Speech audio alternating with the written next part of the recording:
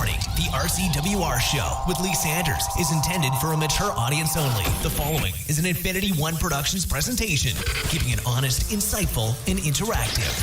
Covering the latest in wrestling and beyond since 2011.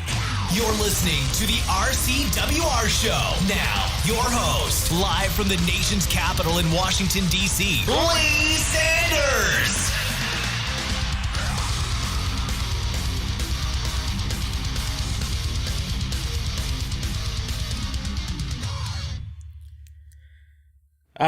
What is good, y'all? New RCWR show, Sunday night of May 16th, 2021. What is good? I'm telling you, man, I really feel as though I got some low energy right now.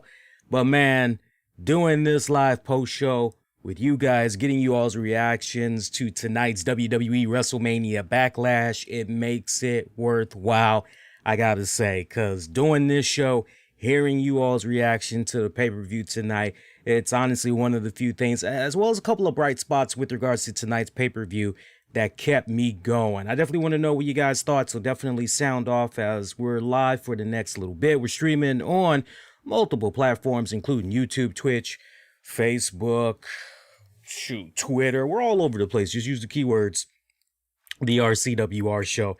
And I'm telling you, for those of you that maybe are watching the stream via YouTube, or you want to just maybe get an idea what's going on with the thumbnail for tonight's show, if you refresh right now the browser via YouTube, or you go check out the thumbnail on YouTube right now, yeah, my facial expression somewhat of what you see, I mean, that pretty much sums up perfectly how I felt about a certain portion of the pay-per-view tonight. We'll definitely get into that in a hot second. How about that main event match between Roman Reigns and Cesaro? I gotta say that it delivered the goods. It was pretty good. Look, did anybody honestly think, though, that Cesaro was going to get the job done? I actually saw a couple of people that was really under the impression Cesaro was going to get the job done tonight. But as I've been telling you guys for the longest time, I really feel just as far as the trajectory, way everything seems to be going right now, it really feels as though we're going in a direction of Big E, Roman Reigns for that title. It feels at this point it's going to be Big E that's going to be the one to get the job done. And you talk about a nice huge way in paying it forward and all that, really trying to establish not just another big man, but a superstar that has so much personality, that has so much charisma, and is pretty solid in the ring and everything. So, but it was a damn good match between Cesaro and Roman Reigns tonight. I loved it. Seeing my man Seth Rollins coming out there post-match, that was just, I wasn't expecting that, I gotta say. After one hell of a match between Reigns and Cesaro, and just seeing the finish to it and everything, basically seeing Cesaro pass out, from that trademark submission hold. That, what do we call that anyway? What is it that Roman Reigns is doing, by the way? It's not a is it a Kimura lock? Is that what he's been doing as of late? Is that a Kimura lock? Because it kind of seems like a modified version of what Brock Lesnar used to be doing to a certain degree. I always somehow miss the name of what Roman Reigns is doing there for that submission hold. But, seeing him pass out to that, and then seeing Jey Uso come out, Jey Uso, as we know, he's been getting talked to by his twin brother, Jimmy, trying to get him to ditch Roman Reigns and let them go off and do their own little thing. Maybe try to go after the tag team titles once again. But Jey Uso still feeling kind of weird, ain't it? It's really weird. It's like, go with your twin brother or go with the guy that's pretty much keeping your entire family fed, clothed, financially provided for. Yeah, kind of one of those type of deals. You would think, oh, well, easy, family, bump that family. But, I mean, real family. But yeah, Jey Uso is still pretty, I won't say warped in the head, but as far as where his loyalty compass is right now, it is still with the side of Roman Reigns there. So seeing Jey Uso come out and pretty much picking up the scraps. One hellacious match, but coming in post-match, picking up the scraps and super kicking the hell out of Cesaro, laying him out. Then we hear the music of Seth Rollins. You're kind of, oh, Seth Rollins, yeah, he's got a receipt to cash there with Roman Reigns and what went down with the Usos, apparently. Okay, all right, he's got a receipt to cash in. No, he doesn't cash in on any of those guys. Instead, he just takes out his anger and frustration on Cesaro, beating Cesaro down into a hot mess, taking a steel chair over Cesaro's arm, going to town on it. So I guess at this point, Cesaro is going to be out of action for a couple of weeks, give or take. I mean, it's kind of safe to assume that. But, look, we all are big Cesaro fans. There's no doubt about that. You come across any WWE fan, they love them some Cesaro. Definitely. I got to just take a step back, though. When it comes to Cesaro, pretty much what you see is what you get. Now, that's not necessarily a bad thing. It's not necessarily a bad thing, depending on what it is exactly you're looking for. One thing that was lacking tonight in this match between Cesaro and Roman Reigns, I have to say, was just Roman was doing any and everything as always, from the trash talking, just the little gestures here. And I mean, he pretty much was telling the perfect story.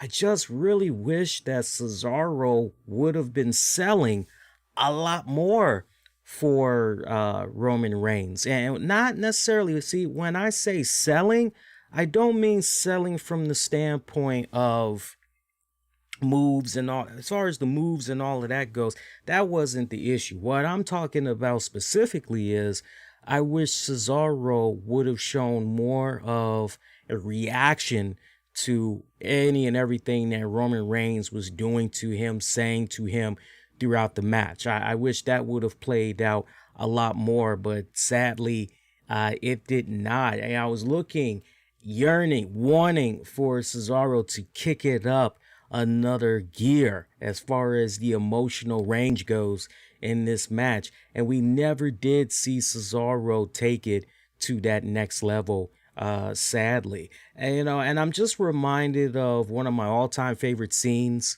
from Casino. Robert De Niro, Sharon Stone, Joe Pesci. And it's at the end of the movie when Joe Pesci goes out with a couple of his guys, and they go out in this cornfield area, deep out in Las Vegas, as he was under the impression they were going for some type of a private meeting or whatnot. And when he gets there, he pretty much finds out that he's been set up, and he gets beat up a little bit, but he watches what happens to his older brother. And his older brother, I mean, he gets the living shit kicked out of him. He gets beaten to a bloody pulp with steel bats. And I mean, they are just pounding and pounding and pounding away at him. And they turn my man into ground beef. I bullshit you not. If you've never seen Casino before, and you like them nice, kind of gritty, gangster type of movies to a certain degree, and somehow that movie has escaped you all these years, you'll thank me later. That's definitely an all-time classic. But you just see the wide range of emotion. It's the little things that you learn when you check out certain movies like that. No matter how many times you watch a classic movie like that, you always come away having either a newfound appreciation or perspective, or something new that, so you always learn something. I like that when it comes to the classic movies, because you always learn something new. And it's just amazing when you really kind of take a step back and you think about the wide range of acting that Joe Pesci showed during that movie. Your typical Joe Pesci bad guy, but it was during those final minutes that you just saw this wide range of emotion from Joe Pesci, and what they did to his brother his pretend brother in that movie, and just how he was just, I was just wishing for Cesaro to just get to that next level. I mean, hell, a lot of us were kind of expecting that to a certain degree when the shit had went down with Daniel Bryan, and we saw how pretty much Daniel Bryan got his send off from SmackDown and everything. We were just looking for that next, but we never got it. We sadly never got it from Cesaro. Now, if you were to ask me, well, can Cesaro rise to the occasion as far as showing that emotion? Boys, girls, I really don't know. I think the only person that really can answer that question truthfully and honestly is Cesaro. And you might be able to make an argument that as far as Cesaro goes, and probably one of the things that's maybe held him back quite a bit is the lack of emotion, the lack of personality that he has shown and everything, even though he remains a favorite among WWE fans and everything. So it's a very interesting little slope when you kind of take a step back and you think about it and everything. But I was looking forward tonight, didn't see it. I was particularly looking for it post-match when Uso was doing what he was doing. When Uso put that steel chair in between his arm, I was looking for Cesaro to try to let out some type of an emotion, no, please, no, stop, what are you doing? Stop, I was waiting for something along those lines. And I mean, I was surprised that he barely sold the spot there with the steel chair there. I was barely surprised he even sold that. It was almost like that was really forced. And out of 100, your volume is at 0 and the max is 100. Kind of felt like that only got dialed up to maybe about, maybe about 40, 45, if we were lucky there. But a really good match, nonetheless, I would have to say, between those two guys. And so now, I saw the comments, I was watching the pay-per-view with everybody else, was interacting DMs and also chatting it up with folks in the Discord. And it was interesting seeing how the reactions were to seeing Cesaro lose and everything. It's like, number one, we got Cesaro losing cleanly in the middle of the ring. No controversy whatsoever, because remember, when it counted the most, Roman Reigns pretty much went into this match, and you had the idea from a fan perspective of, okay, yeah, let's see exactly what Roman Reigns can do without somebody's last name, Uso, being in his corner. Let's see if he can really deliver the freaking goods when it counts the most against a well-established veteran and technical wizard in Cesaro. Let's see what's going on. So you kind of had that element going on. And even though you kind of felt in the back of your mind that there was just no way Cesaro was going to be losing this match, you did walk away also saying to yourself, man, now that I look back at this match in retrospect, it almost felt as though it could have gone any way, because Cesaro looked as though he was pretty damn close a couple of times there, right? He did. He really did look pretty damn close a couple of times, but no cigar. So not only does he lose clean in the middle of the ring, but now to add even more insult to injury, you got the stuff that went down there with Seth Rollins. So obviously, as far as, okay, we're going to revisit this feud between Cesaro and Reigns in a couple of weeks. No. It looks like for the immediate future, it's going to be once again.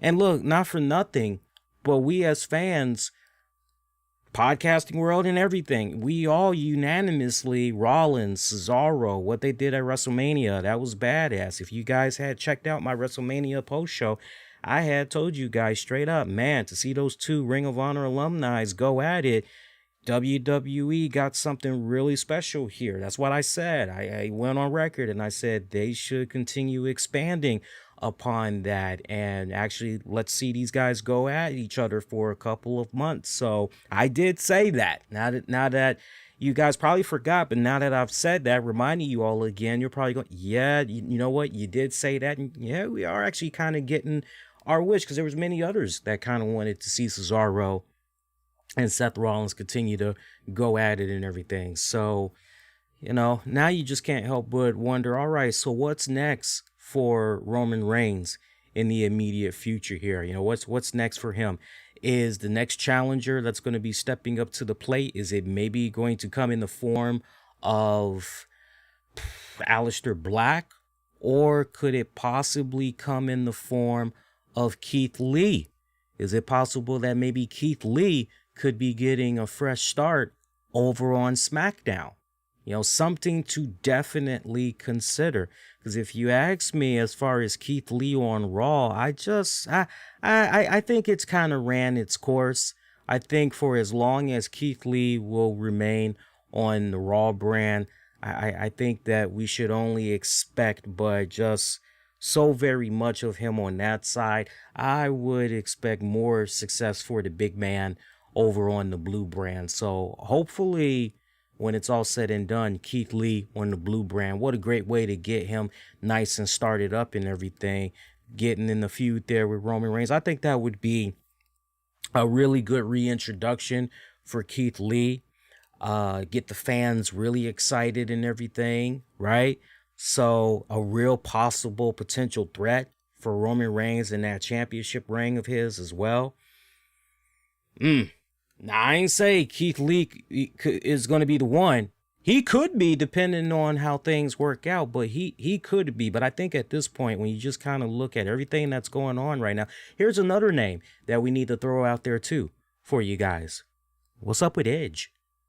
What is up with Edge? I mean, we saw Edge for a hot couple of weeks after WrestleMania, and then after that, Edge just poof, he disappeared.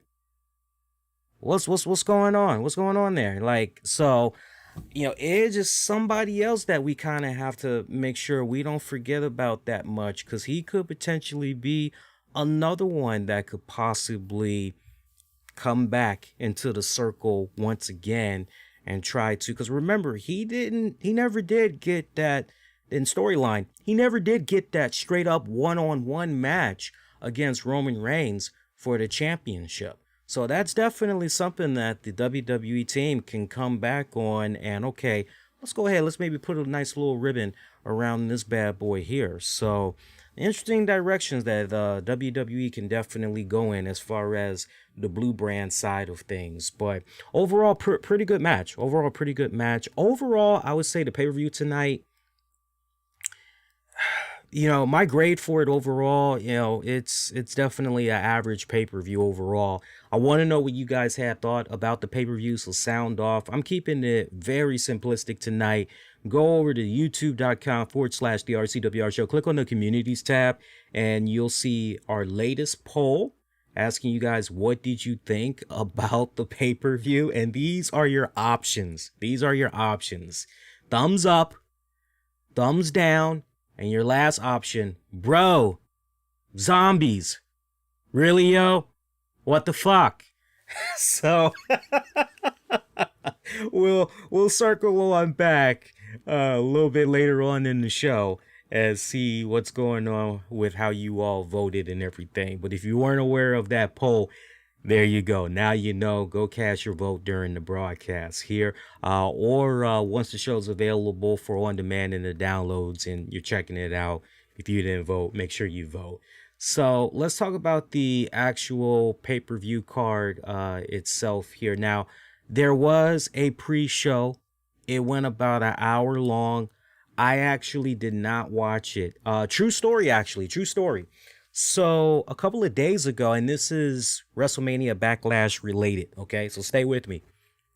It's not long-winded. I'll get to my points. So a couple of days ago, I got an email from WWE, and they basically said, hey, if you want to join in the Thunderdome experience, we need bodies for WrestleMania Backlash. And it was basically click this link, and they sent it about early in the afternoon. So I said, okay, whatever. So I clicked on the bad boy. And anybody that's never done this whole thing before, you're a little bit curious about the process and everything. So basically, you click the link, you fill out your name, you put in your email address information, and that's pretty much it. you're done. Now, the last thing that you'll see is a little message that says, okay, am I officially locked in? And WWE tells you in that same little graphic card that they give you, no, it doesn't exactly mean that you're a lock. What it means is just you've registered, and the day of the event, you should receive an email telling you, hey, come on, here's your unique link. And they tell you, don't share your link with anybody else.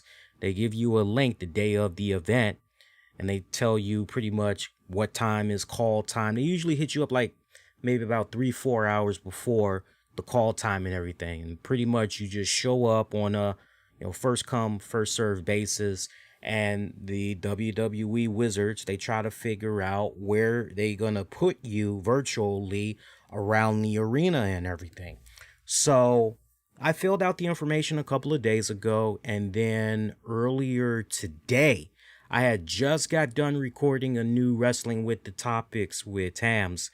We did a nice solid edition too. We did about 2 hours and 45 minutes. I've just got to sit down. The show's already been recorded. I just got to sit down and upload it because I've already mixed it down and everything. I just got to put a thumbnail on it. Boom, upload it to Patreon, and our Patreon members, you guys will be able to check it out and everything.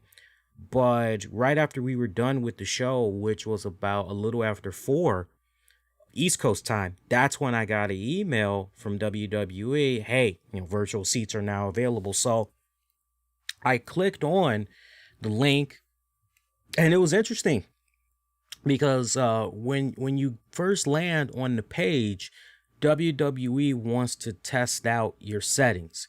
They want to test your mic source. So, if you're attached to a mixer or you're attached to just your default computer, they pretty much want to test where's your main sound coming from. Then they want to test your webcam. You cannot enter, okay, letting you know that right now. For those of you that were under the impression, oh, well, surely I can maybe join without visual. No, they need visual. It's the whole point of this. It defeats the whole purpose otherwise. If you were to say to me, well, I don't have sound, can I maybe just get in, with picture and just no sound? That I don't know. I just know what I'm telling you, which is WWE will test out your audio and your webcam settings. And it's real quick. It only takes a few seconds. And pretty much all you got to do at your respected end is it's a nice little drop down. You just pretty much pick what's your source for your webcam visual and your audio source. And then boom. Then you move on to another page where you're kind of in this waiting room basically. And you hear this really corny metal music that's playing. I mean, it just sounds really cheesy as I don't know what. And you get this graphic that's basically saying, we're trying to find you a seat, basically, something along those lines.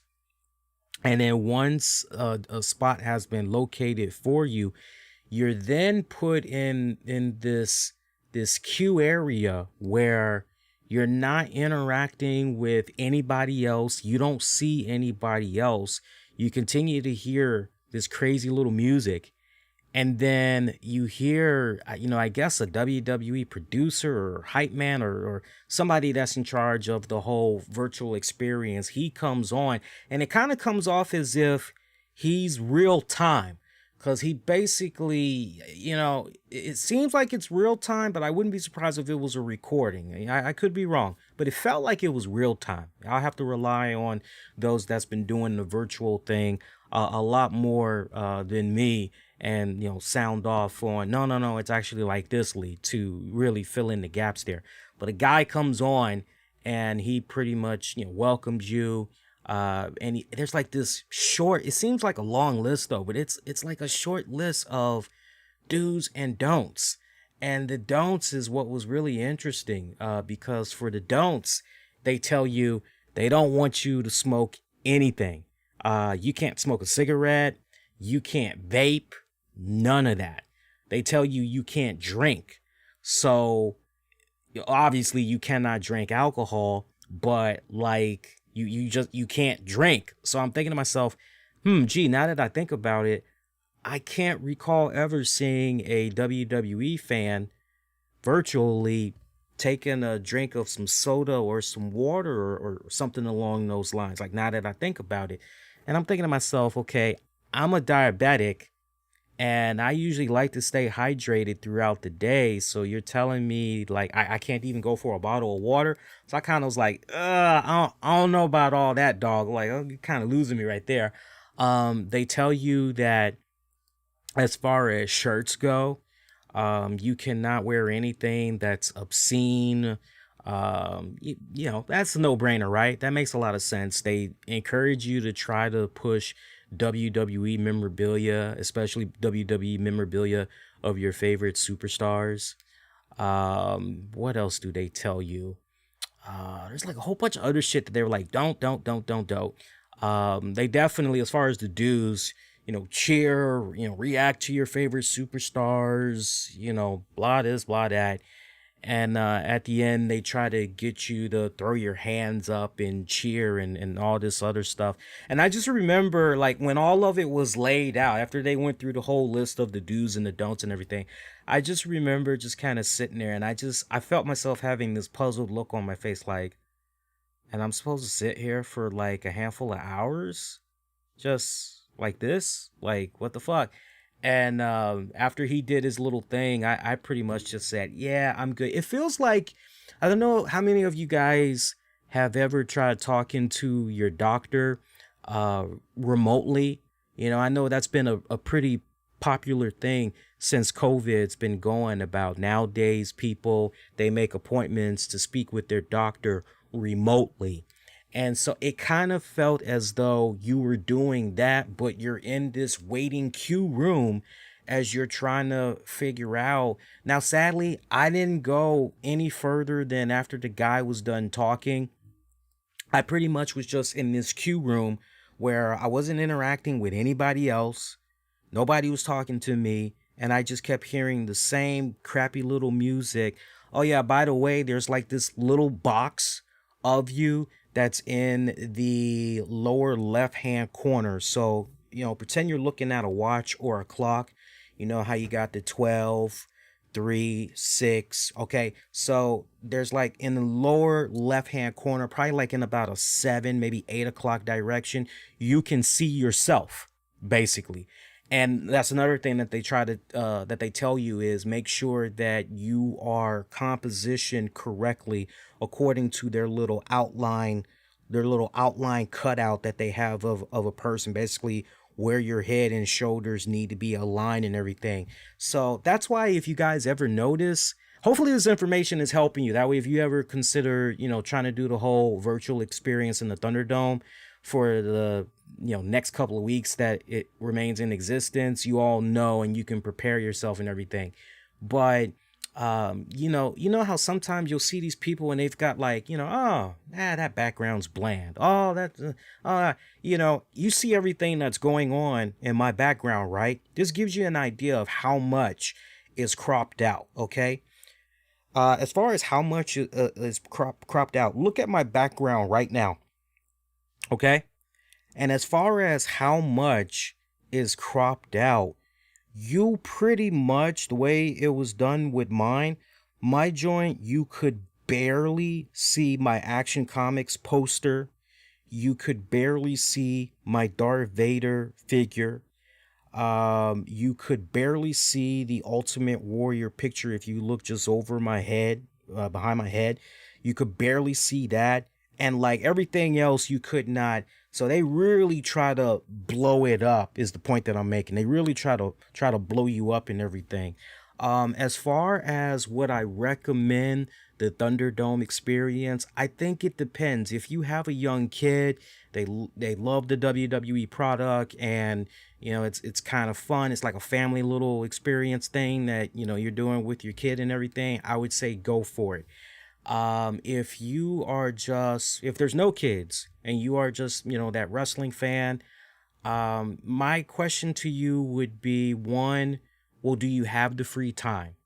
Do you have the free time to really be in front of that computer for all those hours. That's another thing that they tell you. I'm glad I'm still talking about this. Here's another thing that they tell you with regards to the Thunderdome experience. They tell you that you have to remain stationary.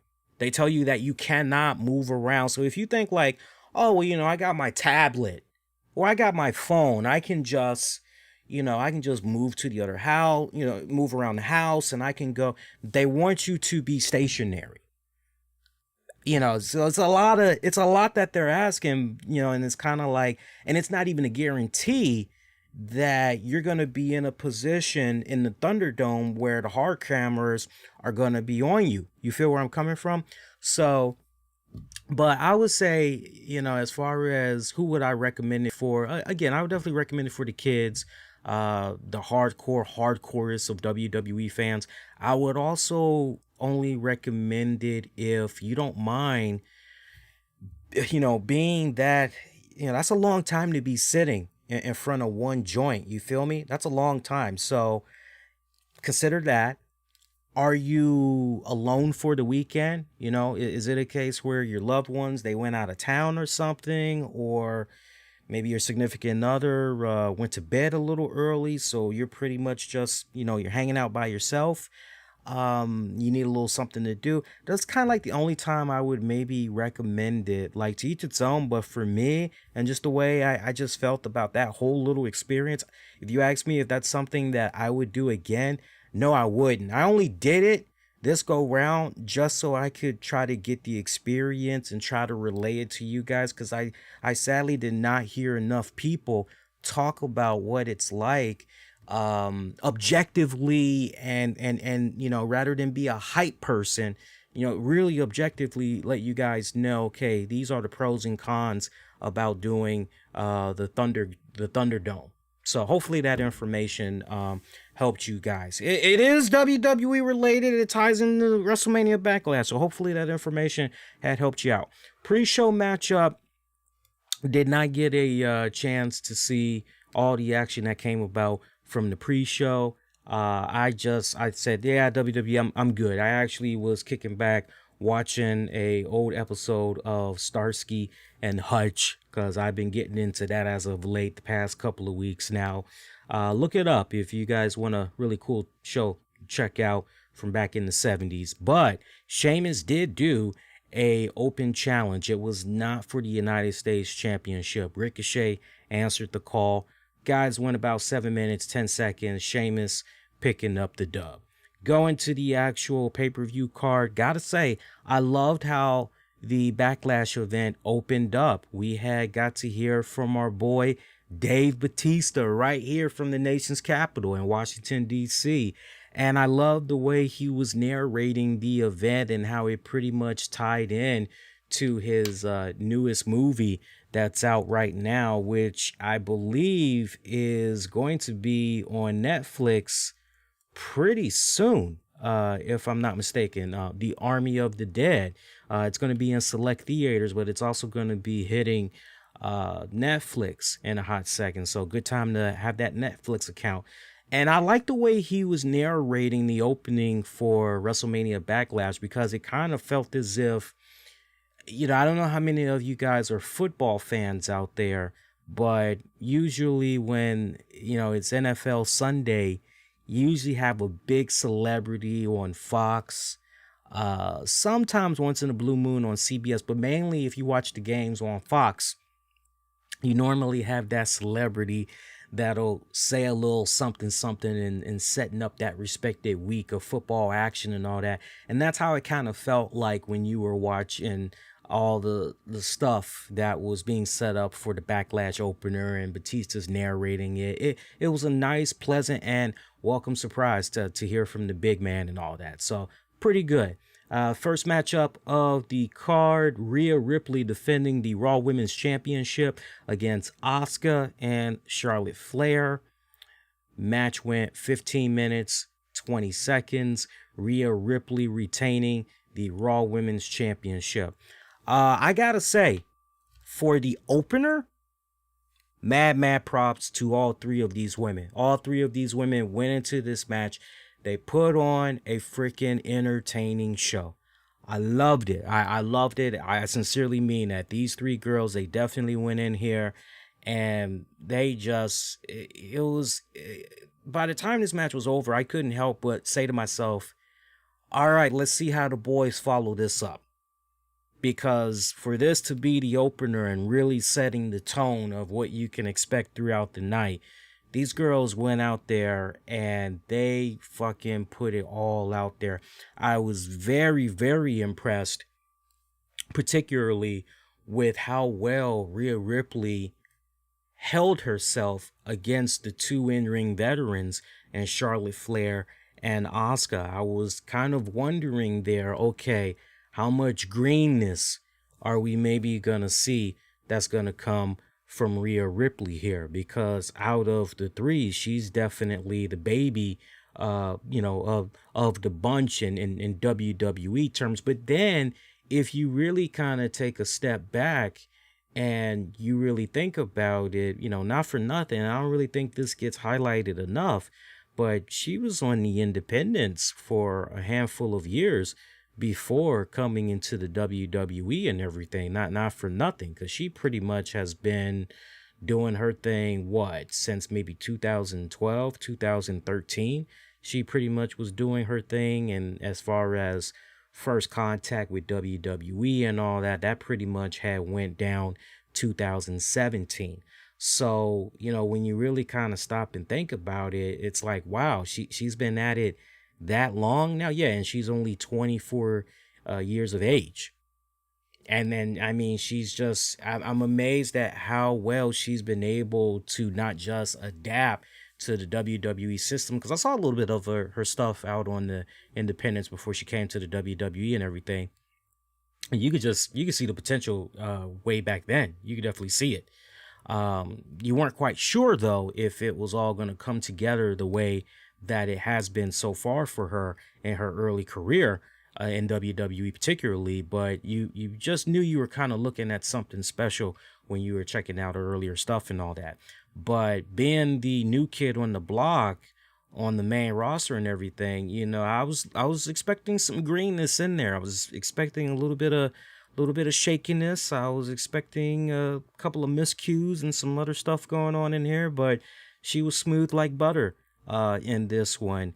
Sometimes you can look at a match and you can just go, okay, it's obvious who the quarterback is for this one. It's obvious who's the main glue that's pretty much holding this match together here. But honestly, when I looked at this match, it just felt as if it was all equal footing between the three women. Like, all these girls went in, they knew exactly what they needed to do, when they needed to do it. It came off very crisp, flowed very well. Charlotte Flair always making me nervous when she goes up to the top turnbuckle and doing that back fucking moonsault thingamajigga. I need it to stop already, because I mean, it always just rattles me, because it just comes off as if it's a serious accident waiting to happen. Like, seriously. The other thing, when she did it tonight, I mean, man, Rhea Ripley went above and beyond to really sell the hell out of that move. I mean, she did a rolling little cannonball and everything. Ass cheeks went right into the camera. Now, look, I don't think she was aware of where the cameraman was. All she knew was, I gotta sell this spot. But she does this rolling cannonball and her ass cheeks go. I'm not exaggerating. You got to go back and watch. Just boom, ass cheeks. How you doing? Just all up in the camera there. But no, she did pretty damn good. I was very impressed. She really came out of this looking like a very strong champion. I definitely felt this was the right type of a complimentary match post WrestleMania that she needed to, definitely solidify, for one, that what we saw of her that went down at WrestleMania, yeah, definitely not a one-hit wonder. And honestly, just the way that everything played out tonight, as far as the way the match was booked and really playing to her strengths and everything, playing to everybody's strengths, but I really want to particularly home in on Rhea Ripley. It's a good blueprint that we got for tonight, that we could essentially, as fans, should see from WWE and encourage WWE, okay, now build from this, continue building from this, because what you've been doing thus far since she's won the title at Mania, you've pretty much just, just kind of had her a little hokey dokey to a certain extent, mainly kind of chilling in the background and all that, and she's much more capable than what we've been seeing of her on Raw as of late. So a great strong opener. My compliments again to the way the match was laid out. Great compliments to all three women. Damn good matchup. See, SmackDown Tag Team titles. Dolph Ziggler, Robert Roode, champions, defending against Rey and Dominic Mysterioso. I say that on purpose. You guys should get that by now. 17 minutes of a match. This was for the SmackDown Tag titles. We got new champs in the Mysteriosos as they defeated the Dirty Dogs. I'm totally okay with this. I'm totally okay with this. Y'all know how I've been feeling about Robert Roode and Dolph Ziggler. Look, Dolph Ziggler, entertaining as hell. You get him with the right opponent, and you just got those nights where, man, that was actually a pretty damn good match. I mean, take for instance what he and Rey Mysterio had did on SmackDown. Well, or was it Dominic? See, I'm getting my Mysterios mixed up. I can't remember now. That wasn't that long ago, and I've already forgotten that quick. But I love the story that they pretty much told going into this matchup, because apparently during the pre-show, Dominic Mysterio ran into those dirty bastards, and they pretty much jumped him, did a nice, good, serious number on him. And medical professionals, they checked up on him afterwards, and they pretty much say, yeah, you know what, you're banged up pretty good. You're done for the night. You really shouldn't be going out there wrestling.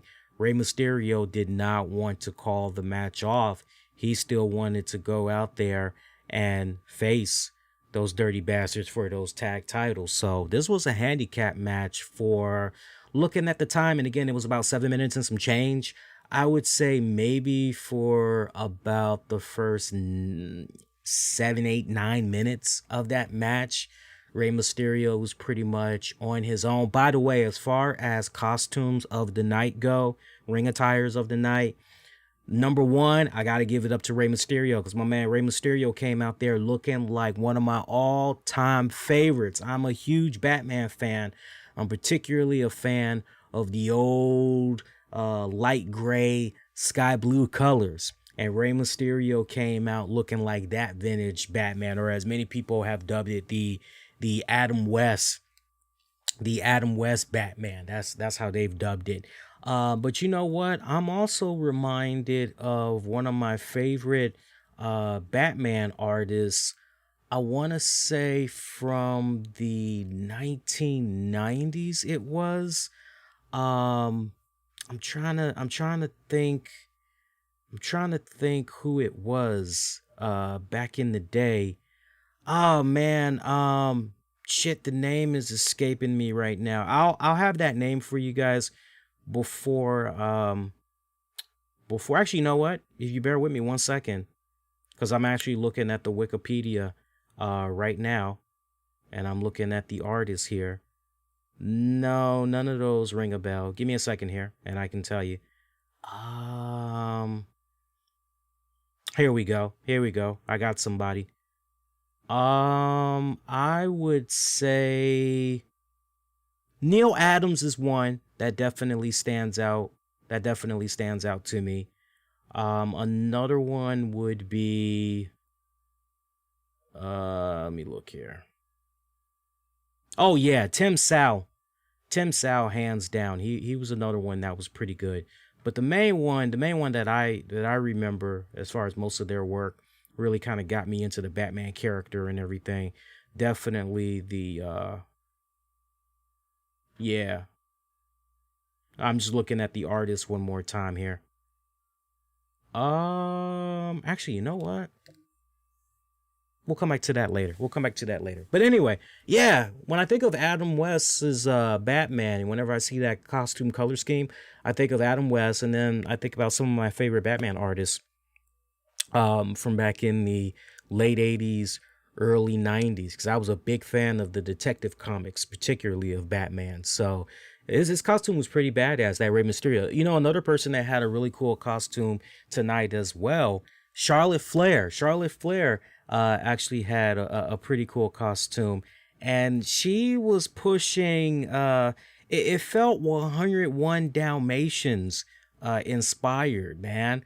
It was crazy because, you know, when you looked at her and you saw how she came out, and her attire had the whole black, half is white, the other half is black, and then her top and her bottoms was white, and she's got these little black little spots that's all over and everything. You're going, Cruella DeVille? Like what the fuck? I mean, you literally, when you saw that, and you're going, okay, it's either that or, she's kind of going for a Pebbles from Flintstones look. Like, which one is it? But it kind of felt more like Cruella.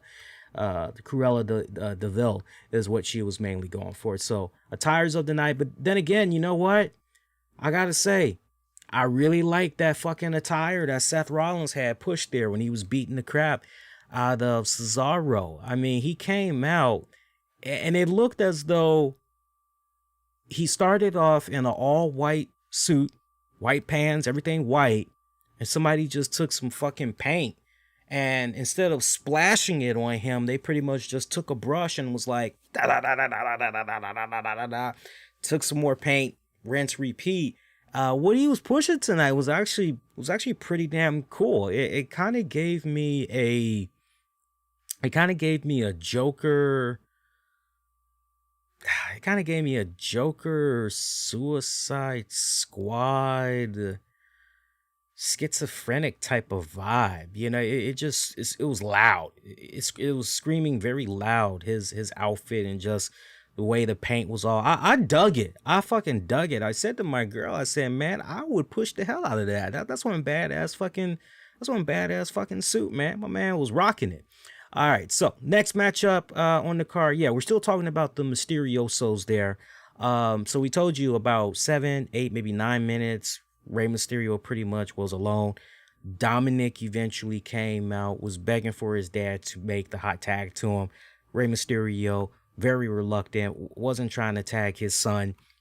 So he continues to take the brute force of most of the match and everything. You're kind of thinking, okay, it's kind of obvious how this is going to end. Possibly Rey Mysterio, he doesn't tag his son, and maybe there's a little bit of friction that comes from that. And Dominic, you don't have faith in me. Can't you see?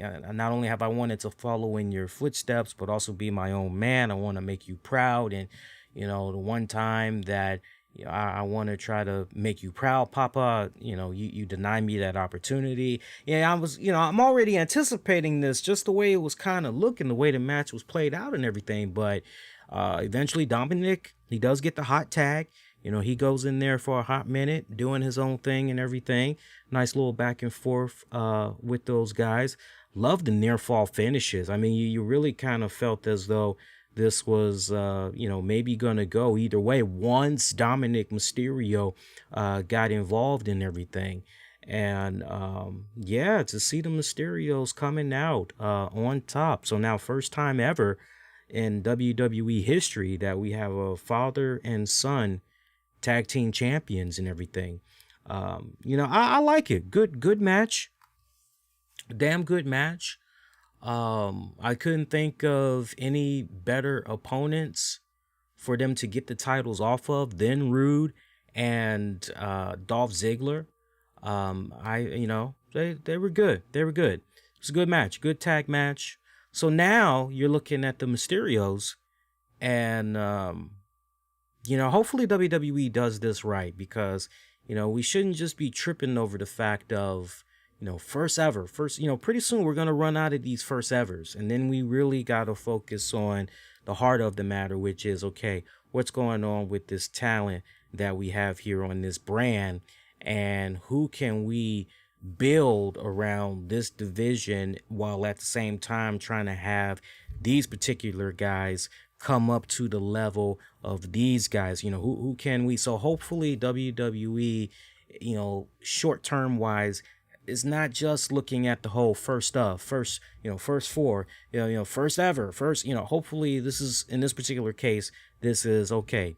We're going to put these guys in this position, and we pretty much are going to build our tag team division up by having these guys.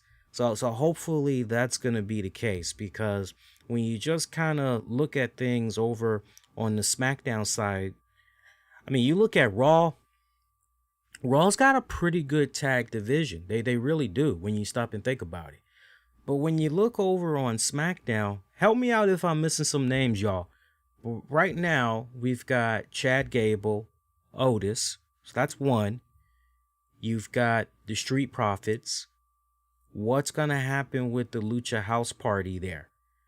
What's going to happen with them? Are they maybe going to go over to SmackDown? Because I think that would be a pretty cool place. I personally wouldn't mind ultimately seeing Mysterio's Lucha House Party go at it for the tag titles. I wouldn't mind seeing that. Maybe in the process, House Party could maybe get a little bit of an edge to them, give or take. You still got Rude and Ziggler for the time being, unless otherwise. What else do you have going on there as far as you still have the... I think eventually it's going to happen, but the Usos, you definitely still have the Usos. We just got to get past this Roman Reigns story arc, but you got the Usos right there that can reform pretty much at any moment. So, but in the meantime, you probably want to have another tag team in the mix of things just until Usos gets reactivated. So is that about all the tag teams that's over on the SmackDown side of things? Because I mean, if that's pretty much it right now, then there's really not that much. You feel where I'm coming from? There's not that much that you got going on right now.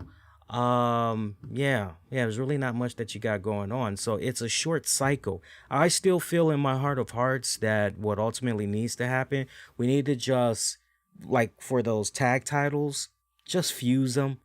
Just make them, one, do a unification joint, and just let your guys just go between, the brands, and whoever wants some, come get some. I just wish it would go down just like that. And who knows, maybe it will. Maybe it actually will happen. There's a lot of titles as it is. But WWE, once again, in a very interesting position where, I'm very curious of all the title reigns.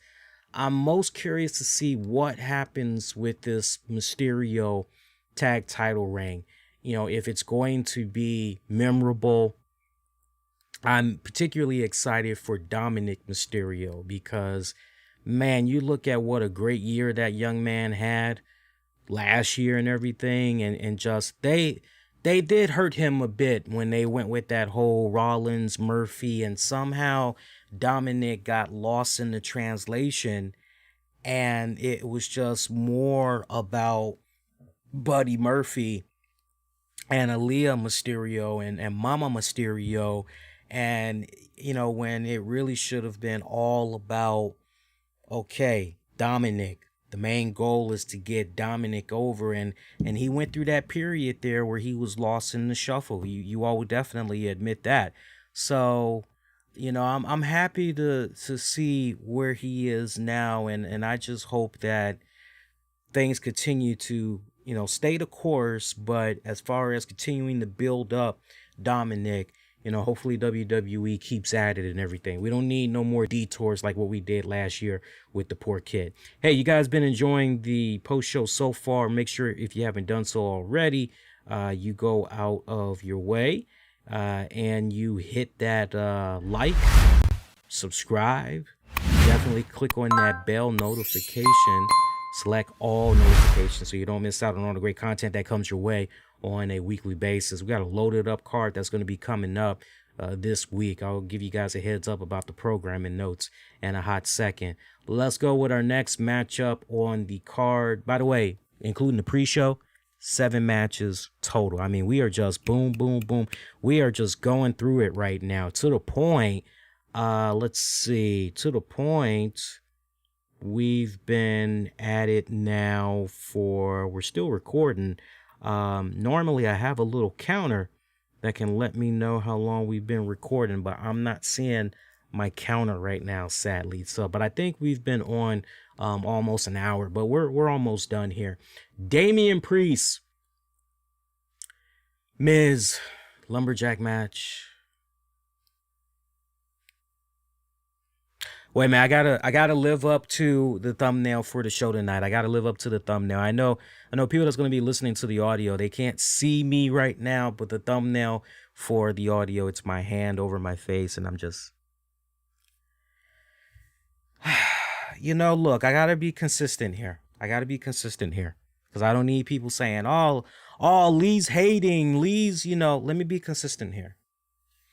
Off and on over the years, I have said, man, I wish WWE would really sit down and look at some of these TV shows in the way that they go about writing and setting up elements from one episode in helping bridge for that fan why they need to check out next week's episode. And I've always said off and on over the years, one of the greatest examples is The Walking Dead. I've put that show over many times. Now, granted, Walking Dead has got to that period, depending on who you talk to. Walking Dead has got to that point where, Jesus, this shit is still on? What the hell? A lot of people felt as though Walking Dead should have been over once Rick was done. That should have been the end of the damn series. I can definitely see that argument, and yeah, I'm down with you guys. I can meet y'all halfway on that one. But what I've always praised about Walking Dead over the years is that Walking Dead does a phenomenal job of dangling a carrot over your head and saying, okay, look, this is the main focal point for this episode. Now, in that episode, this is the main carrot. So you know what the main subject is at hand. And as you're going about watching this episode, you've got these great little sub-chapters, these great little Act 1, Act 2, Act 3, and everything just basically ties together to that main focal point. But at the same time, once you get to the end of that Walking Dead episode, okay, that carrot that they had dangling in your face pretty much from the start, that might have been answered a little bit, but now there's been a really great setup of, okay, all right, so yeah, you got to that carrot, but now we've got this other carrot over here. And Walking Dead for the longest time did a really good job in really setting it up for viewers, right? And I've always said, man, if WWE could just try and implement stuff like that, that would be phenomenal. I'm seeing these zombies, and I just couldn't help but just, okay, you know what? If you were to say to me, oh, well, remember when back in the 90s or the 80s when this had happened and I would say to you, okay, yeah, granted, we're talking about the 80s. Granted, we're talking about the 90s. We're talking about before the Attitude Era, before the Monday Night War had kicked in and everything. We're talking about a particular period in wrestling where it was all about cartoonish characters, where it was all about over-the-top animated freaking characters and all that, okay? All right, cool. Totally down with that. I can get that. That explains that particular period, okay? And granted, once the Attitude Era came, you had guys that basically, oh man, I got to keep up with these current trends. I got to keep up with these times because if I don't, I'm going to get lost in the shuffle. We saw guys like the immortal Hulk Hogan. Say your prayers, train, eat your vitamins, blah, blah, blah, blah, blah. Fuck women. I know that's not his catchphrase, but, you get the point that I'm making. He had to switch it up. Hunter Hearst Helmsley, he had to switch it up. Big Boss Man had to switch it up. Papa Shango switched it up. Undertaker switched it up. Shawn Michaels Shawn Michaels was a couple of years ahead of his time right before the Attitude Era and all that, but you get the point that I'm making, right? So you understand all of those things. But then when you get to a point where, okay, we're in 2021. We're in 2021. Now, you know what, man? I ain't got no problem with WWE trying to show love to Big Dave Batista, and they're trying to help promote his movie and all of that good stuff. You know what? I'm okay with that. If that means you want to have a WWE superstar conduct a remote interview with Batista, hyping up this movie, the fact that he's working with Zack Snyder, and hey, I'm down with that. I'm down with that. I'm sure that for WWE, they said, okay, Dave Batista, Zack Snyder. Ooh, Zack Snyder is so fucking white hot popular right now because he just did his director's cut version of Justice League, and everybody's ranting and raving over it. You know, hey, you know, he's pretty solid. Look at what he did with the Man of Steel movie and all that. All right, so yeah, for WWE, they probably said, "Nah, you know what? This is good PR right here. We need to jump on this. We need to go on ahead and, hey, mad respect for WWE. But to do this stuff with the zombies, WWE fans, the hardcore fans, I love you guys. You know, anytime WWE is doing stuff right, I'm giving the praise. I truly, within recent years, I've tried to be very pro in the areas where I felt, you know what, they're doing good here. And not just WWE, any wrestling promotion that I talk about. It don't matter if it's AEW, if it's MLW, if it's ROH, New Japan, Shine Shim, it don't matter. I'm there. But then I'm on that ass when I feel, yeah, nah, dog. This was one of those, yeah, nah, dog, I'm not feeling this. And it's so funny, too, because I had a live hangout party with folks yesterday. So it would have been Saturday night. And we were hanging out in the Discord. We were watching the Impact Under Siege pay-per-view event.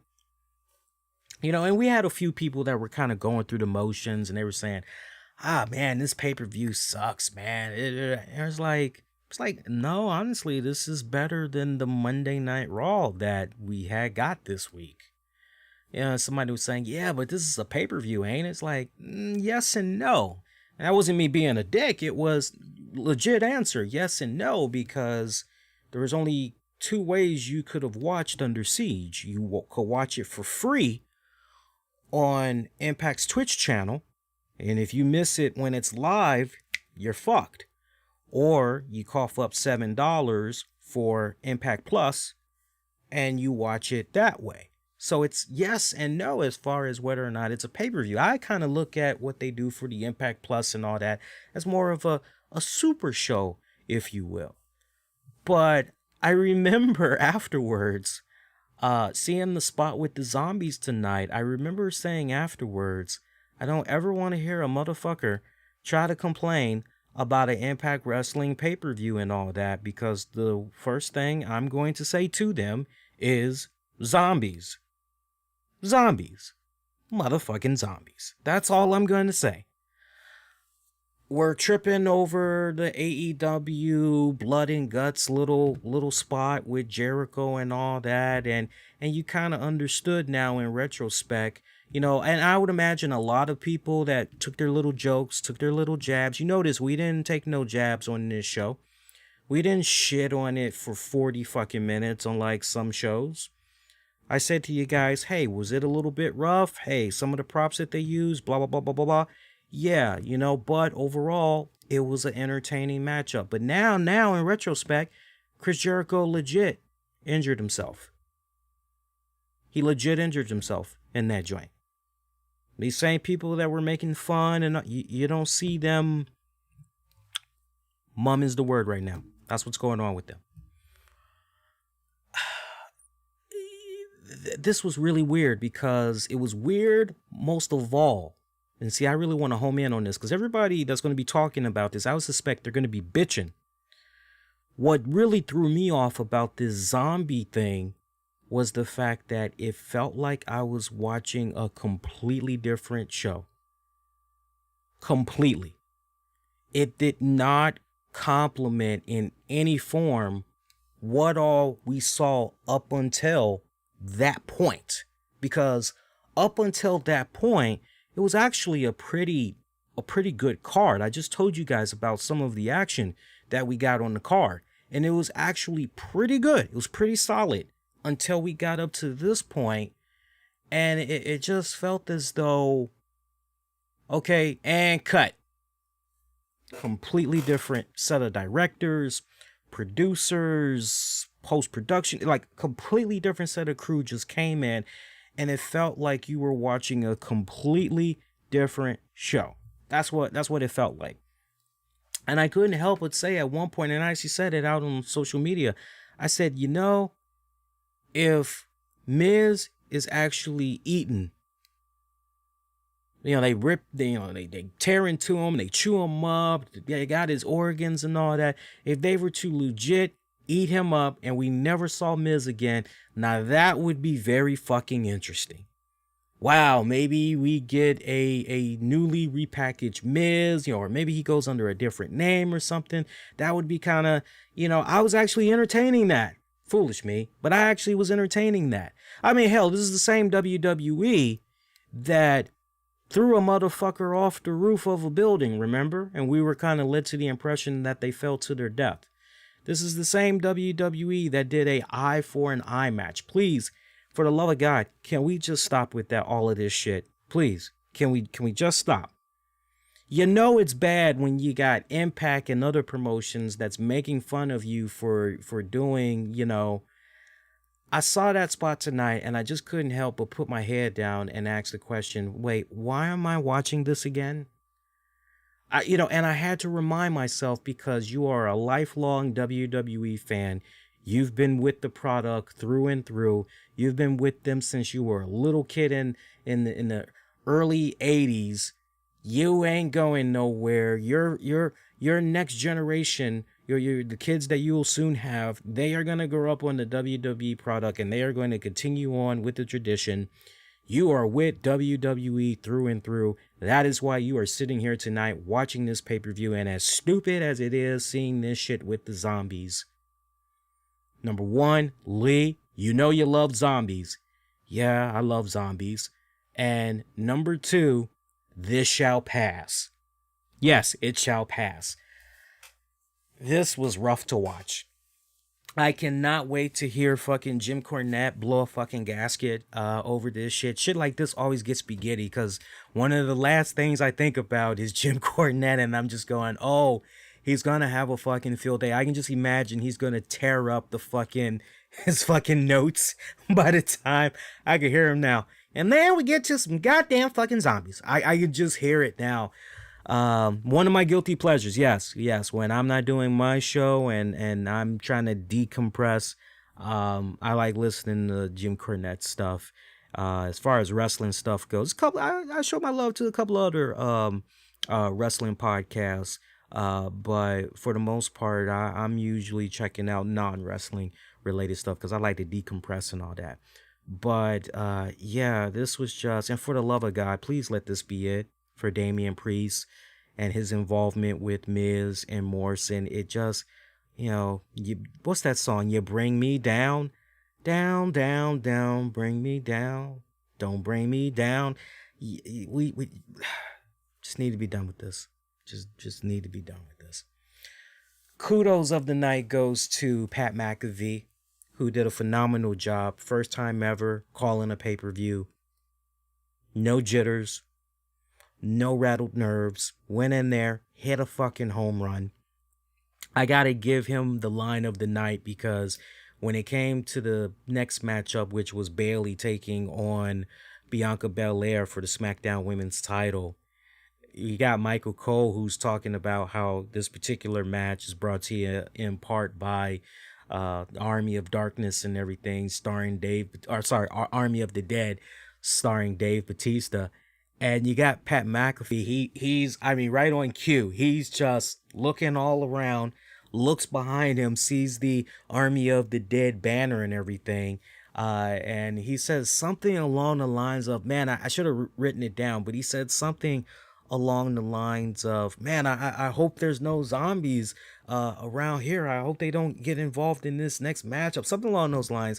And you just look at Michael Cole's face, And Michael Cole instantly lost it. The only thing that was missing was him busting up laughing, but you could just look at his facial expressions like he lost it as he was trying to maintain his composure and everything.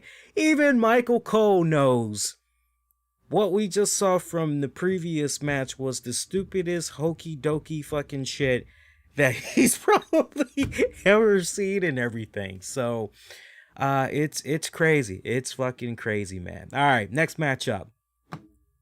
Bianca Belair defeating Bayley to retain her SmackDown Women's Championship. 16 minutes, 5 seconds. These two girls, I gotta give them mad props. Good match. It was actually a good match. Lived up to my expectations. I definitely had told you guys when I was offering match predictions. By the way, for those of you that may be a little bit curious how I did as far as match predictions go, 1, 2, 3, 4, 5. I'm actually undefeated. I'm actually undefeated. I did tell you guys, remember I said if there was potentially any swerve that could come about from any match, I told you guys there could potentially be a swerve with the triple threat match for the Raw Women's Championship. If I'm not mistaken, that's the one match where I said it could go this way. But yeah, I actually was flawless tonight on my picks. A rare victory lap for me. Bianca Belair, Bayley, good story. Actually, a really good story between these two girls. Something felt a little bit off, just a tiny little bit off. I wish I could kind of tell you exactly where it was, because as decent as the match was, I kind of felt as though something was being held back. I know that's kind of crazy to hear, right? Because this match went 16 minutes, but it just seemed as though it never went into that next gear. I personally felt, and who knows, maybe however I was feeling tonight, maybe that's going to be quenched. Maybe that's going to be settled at the next pay-per-view. And I could just have this feeling that we're probably going to get a rematch between these two women, especially given the way it finished and everything. You know, I was calling for Bianca Belair to use that freaking ponytail of hers and just whip the hell out of Bayley. You know, you're kind of wondering, okay, when is that ponytail gonna come into play here? You know, when's it gonna go down? Final moments of this matchup, Bayley had attempted a suicide dive, but had missed it by a mile there. Match had continued on. Belair slammed Bayley face first onto the ring apron, rolled her back in the ring, tried to go for the cover. That only got her a near fall. From there, Belair charged at Bayley in the corner, but Bayley managed to counter it and get her in a backslide pin attempt. That only got a 2 count. Rake to the eyes, Bayley did to Belair, started grabbing on Belair's braid. Bayley actually tried to use the braid as a ripcord and pulled Belair into a Bayley for Bayley. You're thinking, okay, that's got to be it, right? Nah, that was only a 2 count. Belair then rolls up Bayley while using her braid as extra leverage to try to hold Bayley in place, so to speak. Gets the 3 count, 1, 2, 3, and that's how pretty much she was able to retain her championship. Pretty much getting an assist there with her braid. An upset Bayley, livid at what had went down, actually went over to the color commentators and was talking mad trash to them, saying Belair cheated, she cheated with her hair, blah blah blah. And you had Michael Cole that pretty much, you know, that's what you get, you know, not for nothing, but you're the one that introduced Belair's ponytail into the mix. You're the one that started it, and she pretty much finished it. So I mean, Michael Cole was pretty much giving it right back to her, so to speak. Cole and McAfee, they pretty much were giving it right back to Bayley and everything. So just kind of looking into the crystal ball, kind of going ahead just a little bit, I wouldn't be that surprised if Bayley tries to get another match there with Bianca Belair and says, look, the only reason why you won this match is because of that stupid ponytail of yours. And if it wasn't for that stupid ponytail, I definitely would be standing here before you as your new SmackDown Women's Champion. I could see not only Bayley demanding a match, but I could see Bayley calling for a ban of that ponytail. So basically, if Bianca were to use that ponytail in any type of way, automatically Bianca is not only disqualified, but she can pretty much lose the championship that way as well. It can change hands just because she uses that braid. I could definitely see something along those lines happening. You know what would be even cooler? What would be even cooler is if a spot had came about where when they did face off against each other once again, a scenario came about where, once Bayley loses to Bianca, Bayley is still pretty bitter and all this other stuff. I would love to see, if not post-match, maybe you have it play out on SmackDown. I would love to see a position come about where Bayley tries to actually cut Bianca's hair as some form of retribution or whatnot. I could see her getting away with a little bit of a cut or whatever, and maybe ultimately you could set that up for a hair versus hair match between those two. So if you're asking me, okay, so Lee, with what you're laying out, are you basically saying you see these girls going at it at least 3 more times? Like total. So what tonight was act 1. So, okay, like 2 more times these girls are going to lock up. I can see these girls locking it up 2 more times. I could definitely see a hair versus hair matchup coming about where Bayley is actually the one that loses the hair versus hair match. I could definitely see it happen. So we'll see, but kind of think like that, because now that we've pretty much got Bianca Belair's hair, kind of introduced into this whole thing. I mean, man, you thought what you saw with Sami Zayn was kind of crazy with the whole conspiracy thing going on and all that.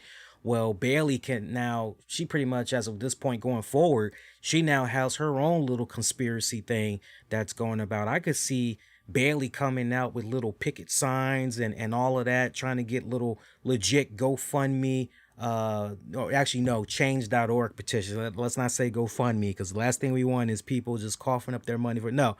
I could legit see a change.org petition that Bayley could, and I would encourage WWE to think like this, have her legit create a change.org joint. Bayley was screwed because Bianca Belair used her ponytail. There should be a rematch. I can just picture all of that just extravagantly laid out and getting us to the next pay-per-view that's going to be coming up from WWE, which is going to be Hell in a Cell, if I'm not mistaken. And that's going to be going down. Well, remember, we've got NXT TakeOver in your house. That's going to be happening on June the 13th. And then Hell in a Cell is going to be happening just about a week later. It's going to be happening on June 20th. So we got a little bit of a break. If you're being honest, we got a little bit of a break. We got like about a month to go until then. So nice little breather. Yeah, it's actually a nice little breather. We got one more match to talk about, because we pretty much had talked about the main event match. If there's anything you want me to revisit about the main event match, let me know. Otherwise, we're going to talk about this one last match, and then we'll get to your polling results. If you didn't see the latest poll, youtube.com/the RCWR show, head over there, click on the communities tab, and cast your vote over there. All right. One more match. Let's go. Bobby Lashley defending the WWE Championship in a triple threat match against Drew McIntyre, Braun Strowman, 14 minutes, 15 seconds. Damn good. I gotta tell you, after the Damian Priest Miz, I went through serious withdrawal because I was trying to process For the Love of Me. What the fuck did I watch? And look, I love zombies. I'm a big fan of the Dead Rising franchise. We just spent several minutes talking about Walking Dead. Big Walking Dead fan and everything. But yeah, I went through such withdrawal. It didn't finally get fully flushed out of my system. Honestly, not really until about midway, Bianca Belair and Bailey, and it was completely out of my system by the time I got to Lashley in that triple threat match. Bobby Lashley retaining the WWE Championship. I gotta be honest with you. Even though when we were talking predictions on this past Friday's show, and I went with Lashley, I still felt that if there was one match where maybe, just maybe, something could happen, I kind of felt that that's the match. It's possible Drew could be that guy. It's possible. I just, as a fan, you just kind of feel like, we kind of dodged a nice little bullet right there, because it really could have went. Really could have went. I'm not saying it would have went to Strowman, but it really could have went to McIntyre. You just don't know, you know? So to see Lashley come out of this still as the champion, totally down with that. These boys put on a fucking clinic, by the way. I loved everything that they did in this match. The spot where Drew McIntyre and Lashley were fighting over by the stage ramp area, McIntyre sending Lashley crashing into a LED board, and the electricity is sparking all over the place and all that shit. Why does that sound familiar? How many of you guys are paying attention? Does that not sound kind of similar to what I had brought up earlier this week when I was talking about the way WWE Raw had ended? Go back and check out Monday's RCWR show if you didn't check out the episode. And I went into some great specific detail, particularly about how I was expecting for Braun Strowman to take out Drew McIntyre. And I had said something along the lines of maybe send Drew crashing through the LED joints with monitors and all that for the virtual fans, all of that shit. See sparks go flying all over the place and shit. And kind of interesting that, yeah, very, very, very, very odd. That's all I gotta say. Very, very odd. But that was a nice, cool spot because, you know, once you see that spot happen with Lashley, you know, you're kind of having it in the back of your head, especially since it was so early, you know, pretty early, because those boys, once again, they went at it for 14 minutes, 15 seconds. You know, you're kind of going, okay, well, we're taking out Lashley this early. Okay, now we ain't seen the last of him. He's going to be popping up at some point. You know, let's see how this plays out. And then sure enough, like fucking clockwork, it played out exactly how I thought it was going to play out. Closing moments of this one, Drew McIntyre connecting with the big Claymore kick on Braun Strowman. Lashley managed to get in the ring and pretty much did like a, I'm trying to think, what did he do to McIntyre? I think he tossed McIntyre out the ring, if I'm not mistaken, and then he pretty much took over, charged up a spear, got the hell. Man, I mean, he caught Strowman damn good with that spear, picked up the 1, 2, 3, pretty much retained the WWE Championship that way. Actually, you know what? If I remember right, just kind of going back, I believe Strowman actually,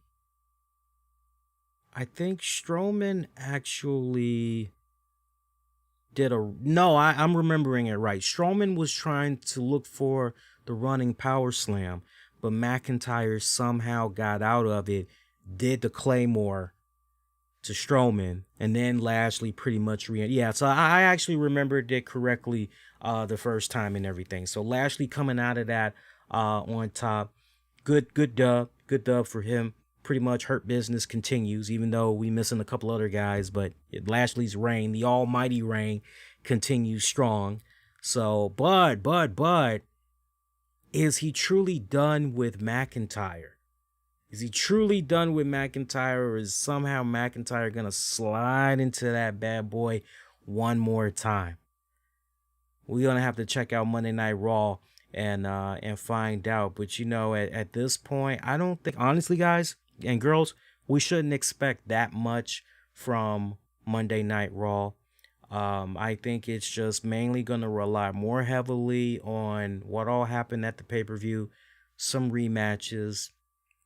I wouldn't be surprised if maybe there was some type of little mini tournament that had commenced where, in about 3 weeks' time, the final two participants will go at it, and whoever wins that will be the number one contender that'll go on to face Bobby Lashley for the WWE Championship. I wouldn't be surprised if that's maybe the direction that we go. Could I see Drew McIntyre being added into that mix? Yes, but just because he's added into that mix does not mean he will be the one to advance. Now, what direction could we go here with regards to who steps up to the plate next to take on Lashley for the championship? I mean, we just told you a really cool idea you can do with Keith Lee over on SmackDown. But if the plan is to have Keith Lee remain on Raw, there's another cool joint that you can do there with Keith Lee. That is if you decide you want to go in that direction. I'm most curious what is going on with the Daniel Bryan contract situation, because we know he's done on the SmackDown side of things. But, he's a guy that could potentially pop up on the Raw side of things, get into this little tournament that I'm talking about, and it could be him that could, in about a month's time, go on to face Lashley for that WWE Championship. So WWE's in a really, they're in an interesting position right here. And then Edge, what exactly is going on with Edge? Is Edge just exclusive to SmackDown, or is he pretty much a free agent? Because Edge is somebody else that, okay, if you want to try to really build up Lashley, that's something you can kind of come back on as well. So very, very interesting. I'm telling you, these next couple of weeks, man, it's gonna be interesting to see what's gonna be happening for that Lashley side of things as far as the title defense goes. Scale of 1 to 10, I would give WWE Wrestlemania Backlash. I can't unsee what I saw of the zombies. I don't think any of us can, and we won't for quite some time. I can't go any higher. I can't go any lower. Looking at that card one more time, I'm going to go with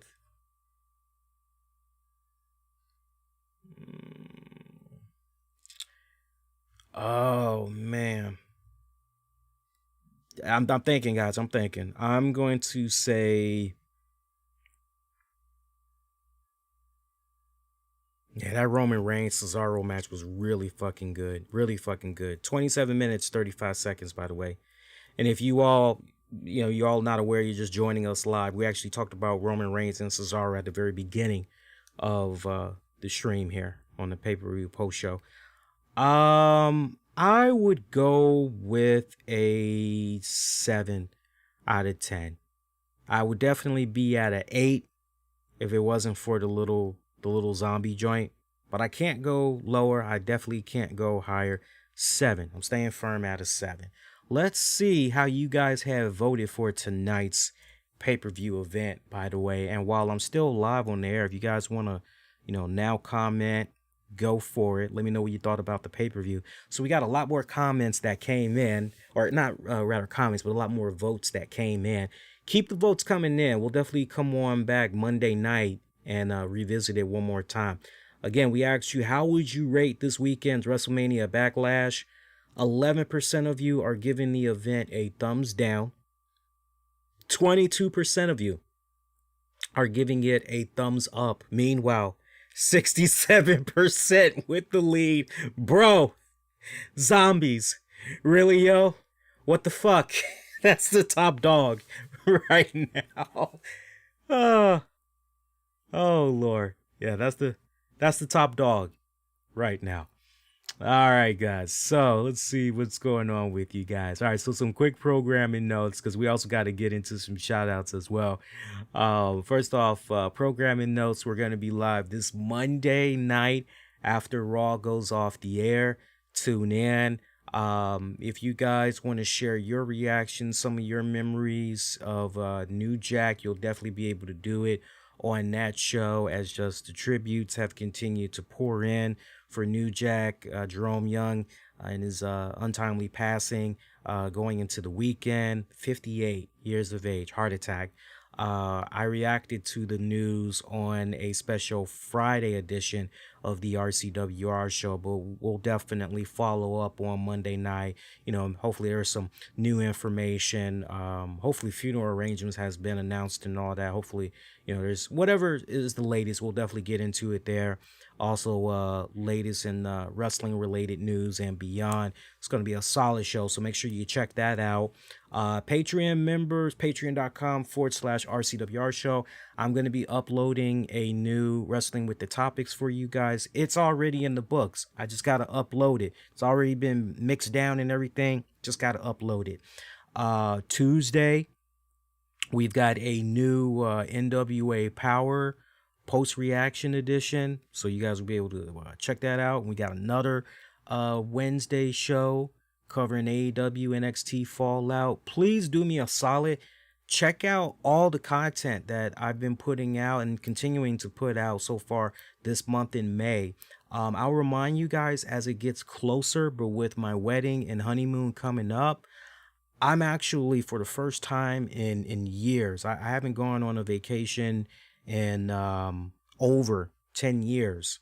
I'm actually going to be going on pretty much vacation during that honeymoon wedding week that's coming up in June.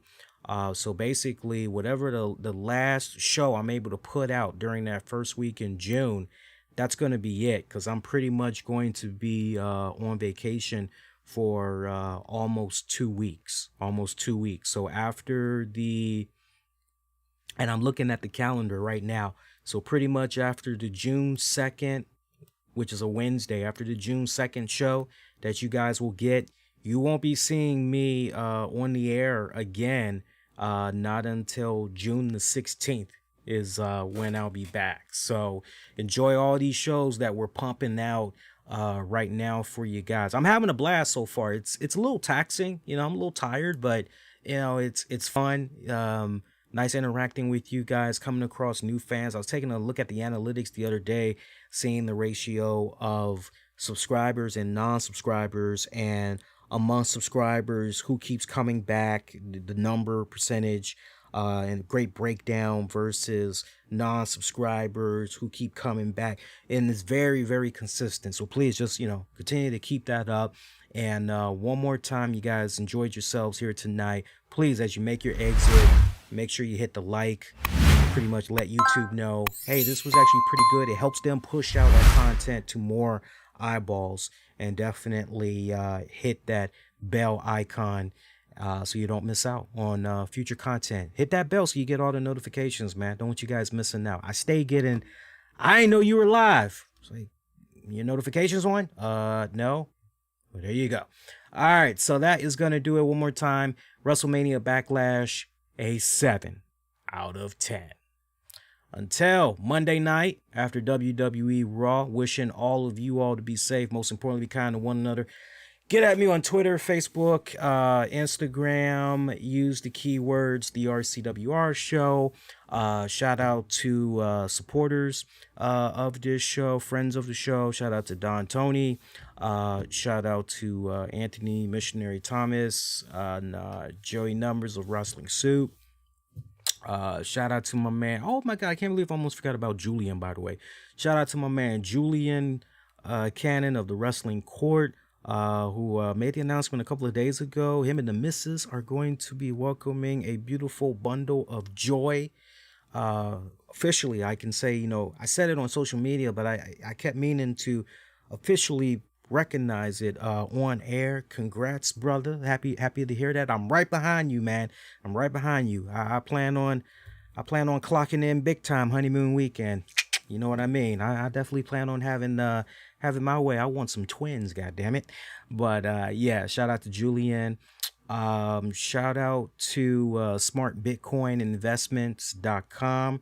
Remember, for all your Bitcoin needs, education purposes, you're trying to up your game, you're a veteran Bitcoin investor, guru, or you're beginning your interest into Bitcoins, smartbitcoininvestments.com. They can hook you up.